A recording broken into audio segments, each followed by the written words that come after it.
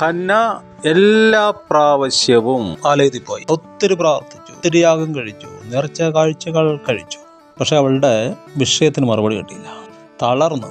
കൊച്ചിനെ വളർത്തുക, സ്കൂളിൽ വിടുക, ഡോക്ടറാക്കുക, ആ ചിന്തയൊന്നും അല്ല. കർത്താവെ നിന്ന് മാറണം, എൻ്റെ ഈ വിഷയം ബ്ലോക്ക് ചെയ്തിരിക്കുന്നല്ലോ, ഈ ബ്ലോക്ക് ഒന്ന് മാറണം. എനിക്കിപ്പോൾ ശുശ്രൂഷ കിട്ടിയിട്ട് അമേരിക്കയിൽ പോവുക എന്നുള്ള ചിന്ത മാറി, പ്രശസ്തനാകുക എന്നുള്ള ചിന്തയും വിട്ടു. ദാനിയേലിനെ പോലാകുക, ജോസഫിനെ പോലാകുക, പൗലോസിനെ പോലാകുക, അതും വേണ്ട. പക്ഷേ ഇത് ബ്ലോക്ക് ചെയ്യുന്നൊരു വിഷയമില്ലേ, ആ നിന്ന് എനിക്ക് മാറണം. അതുകൊണ്ട് കർത്താവേ, ശൗമ്യലിനെ നിനക്ക് തരാം, കർത്താവേ, ശുശ്രൂഷ നിനക്ക് തരാം. ആ വർഷം വിടുതൽ നടന്നു. ഇന്ന് നമ്മുടെ വിഷയങ്ങൾക്ക് തടസ്സം നമ്മൾ തന്നെയാണ്. നമ്മുടെ സെൽഫാണ് നമ്മുടെ തടസ്സം. ഒരുത്തൻ എന്നെ അനുഗമിക്കാൻ ആഗ്രഹിക്കുന്നെങ്കിൽ അവൻ തൻ്റെ കുരിശുമെടുത്ത് എന്നെ അനുഗമിക്കട്ടെ. ദൈവം സഹായിക്കും, സാധിപ്പിക്കും, മഹത്വം കാണും.